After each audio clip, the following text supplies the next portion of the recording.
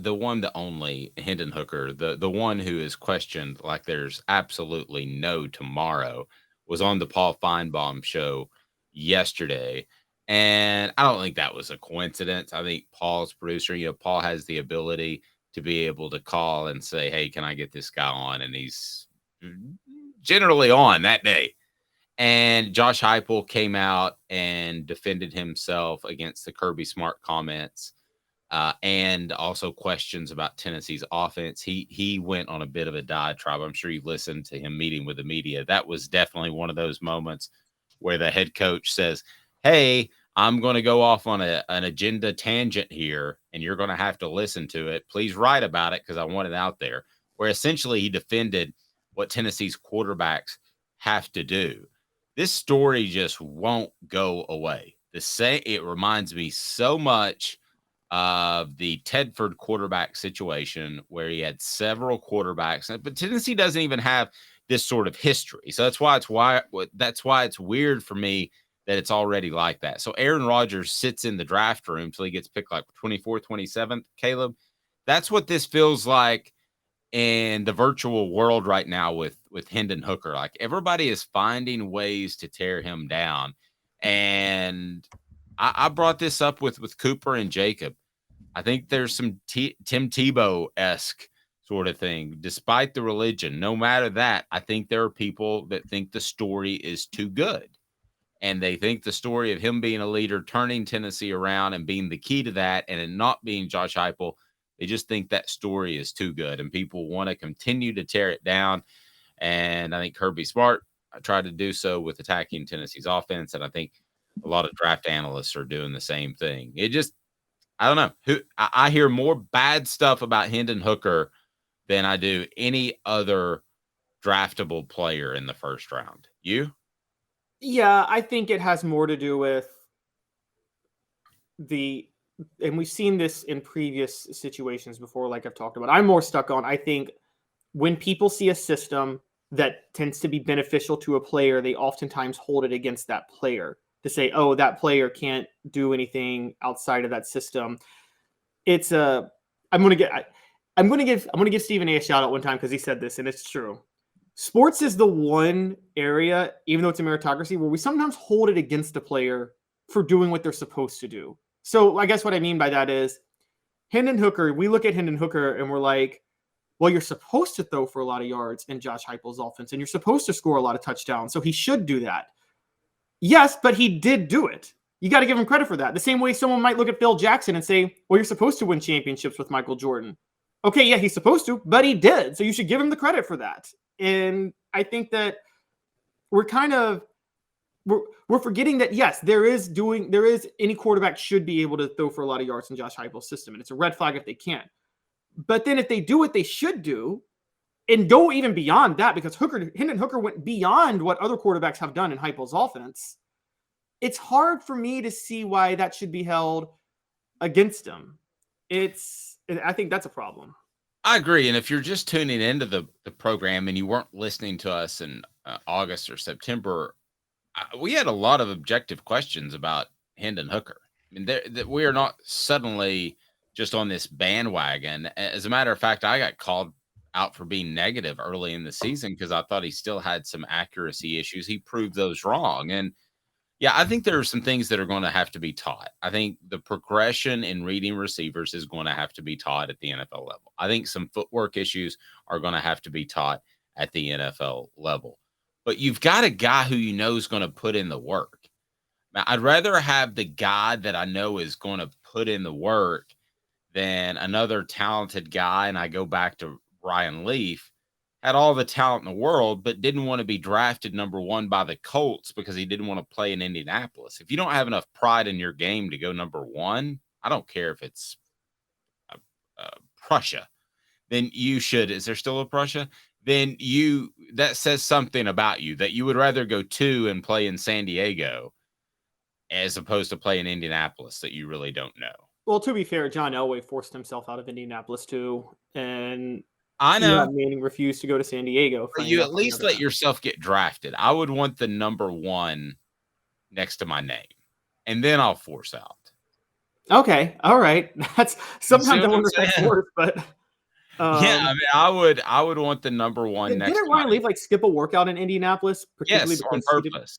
He looked Yeah, like an idiot in order to not get drafted number one. That's different than what Elway and Manning did.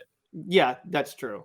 And funny enough though, Ryan Leaf should have thought that through because if there, he would have rather the Colts draft you than San Diego. The Chargers are the most like dysfunctional organization. They have been notoriously that for 30 years, and this is in a league that Jimmy Haslam runs a team in, and the Chargers are still the most dysfunctional organization.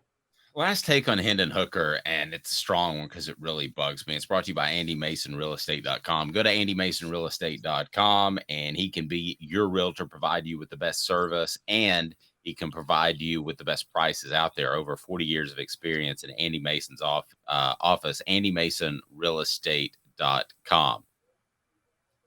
Why are some people so hesitant to move Hendon Hooker on their board? That's the other thing that blows me away. You pulled up or no, I saw one that had Hendon Hooker, and people were surprised 5 quarterbacks were in the SEC.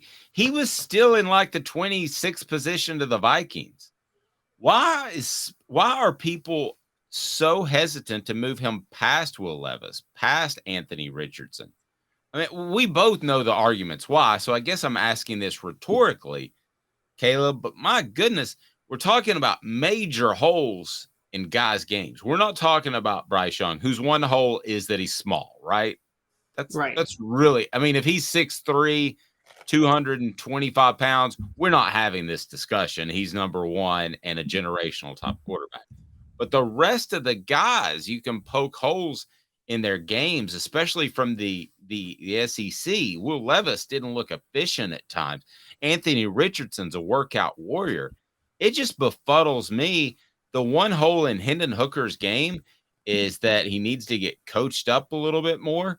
And the retort to that is he's one of the hardest workers. Don't think for a second a GM hasn't come up to Josh Heupel and said, "Tell me the truth about this Hendon Hooker. Is he as awesome as we hear, and are all of his deeds altruistic?" Yeah, they are. And that's what that's why, and I was thinking this. I don't mean to be long-winded, Caleb, but I want to get your take on this. I was thinking about this last night. We were discussing whether all this Hendon Hooker stuff was a smokescreen to help teams that want to move down and teams might want to move up. I don't think it's smokescreen stuff because I think it's genuine. I think some real news is leaking out about Hendon Hooker and him climbing the draft board. I don't think this is smokescreen stuff. No, I agree. And as a matter of fact, it's partially because Will Levis, I don't know if you've heard, but he's been bombing interviews. And people Yeah. are getting a sense of him being arrogant and entitled and just thinking way too highly of himself. And that's the big thing. Like, okay, so Hendon Hooker, there's things that we don't know if he can do because Josh Heupel's offense didn't require it. But there's nothing that we have seen where we say he can't do it. Like, I look at Anthony Richardson, he can't throw an accurate pass. He can't. We just have seen it. We know what he can't do. We don't know what Hooker can't do, but we know what he can do. And we know his work ethic to be willing to work on the things that he's not experienced in. And would you rather have that, or would you rather have a Will Levis who also has not shown that he can do a lot of things and comes in arrogant, entitled, whatever?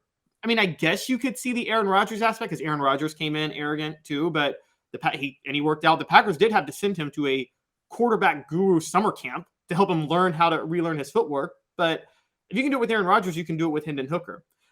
Dave, you always throw some cultural references at me, so I'm throwing one at you now. And All right, I'm ready. I'm ready. but before Lil Wayne blew up as a rapper. No, that's not a cultural reference. Anything in the past 15, 20 years. Okay, well, when Lil Okay, Wayne go was ahead. Go ahead with when your he was in Johnson Cash Money, references. when he was with Hot Boys in the late Yes. 90s, early 2000s, Nobody there were knows what. questions about his ability to be an actual MC because the idea was that just Manny Fresh's beats were just kind of carrying all these rappers, and they were carrying most of them. And then in 2005, with Carter 2, he works with a bunch of new producers and finally gets to show off what he can do lyrically, and that's when he blows up. He had to get out of Manny Fresh's production to prove himself. But that doesn't mean that he couldn't do it. I guess. And I want to just apologize for that rap breakdown to everybody that's watching. Candace says, I don't know whether there are not more questions about UGA defensive tackle with the character issues and being so out of Oh, there shape are. at his pro day. Mr. Jones said Anthony Richardson wasn't trying to hit the roof, but the media tried to flip that into a positive about him when he hit the roof. I don't know. I mean, I don't have any. that's Anthony Richardson and Will Levis are different to me. There's no character flaw to Anthony Richardson. I just don't think he can play in the NFL because of his accuracy. There's character flaws with Will Levis and maybe Stetson Bennett too, by the way, but that's a different story.